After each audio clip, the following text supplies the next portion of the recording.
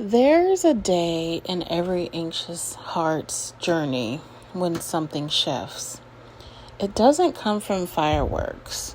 It doesn't feel like a victory parade. It feels quieter than that.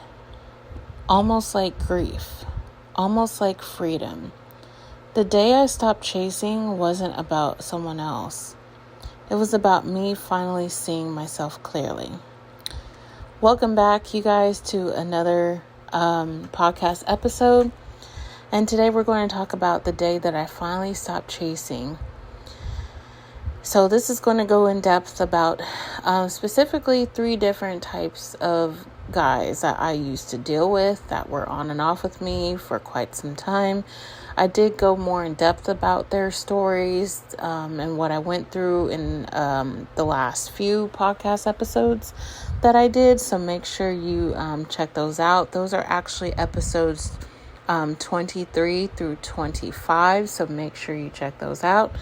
And be sure to check out my amazing journals, you guys, especially my Decentering Men journal if you guys are ready to stop those anxious loops, stop repeating cycles. And if you're ready to step back into your power, my 28-day Decentering Men journal goes in depth. All right, you guys, to help you with that. And the link is in the description box below. And also don't forget to like, share, and subscribe, okay? So with that being said, you guys, I used to live in a loop.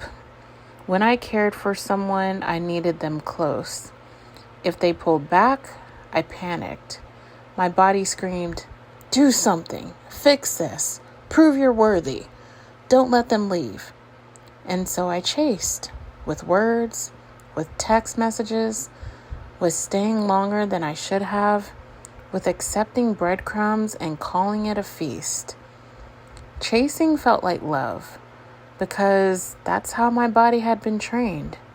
My nervous system thought that closeness had to be earned, had to be fought for. Every unanswered message wasn't just silence, it was danger. And I believed that if I could just run fast enough toward them, that maybe they'd stop running away. But chasing is not sustainable.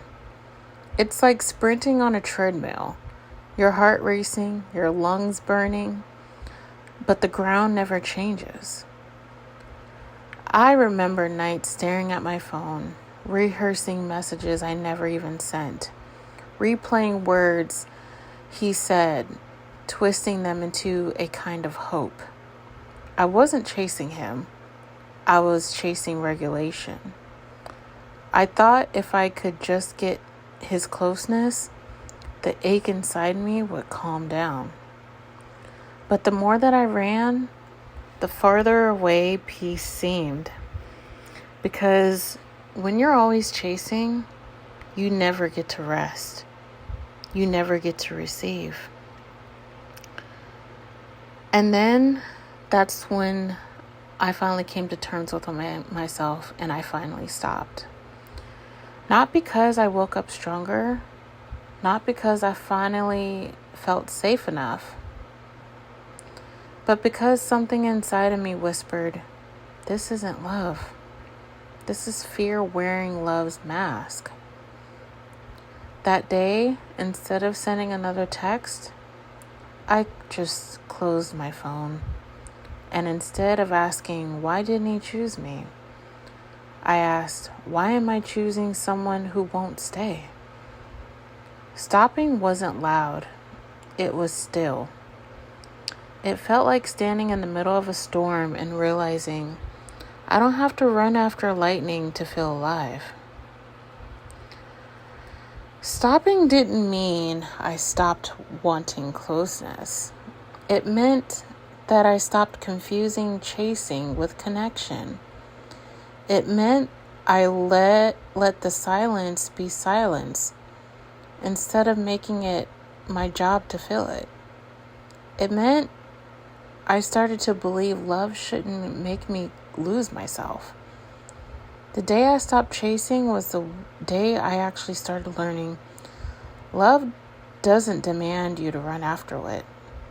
The right person doesn't make you beg for clarity. Your peace matters more than their attention. Looking back now, I don't see that day as the end of love. I see it as the beginning of real love. Because when I stopped chasing someone else, I finally started choosing myself. And that was the kind of love I had been searching for all along. And with that being said, you guys, that is today's podcast episode. Don't forget to like, share, and subscribe. If you guys like to check out my freaking amazing journals, you guys, because they are. Okay, check out my website in the description box below. And I will see you guys in the next episode.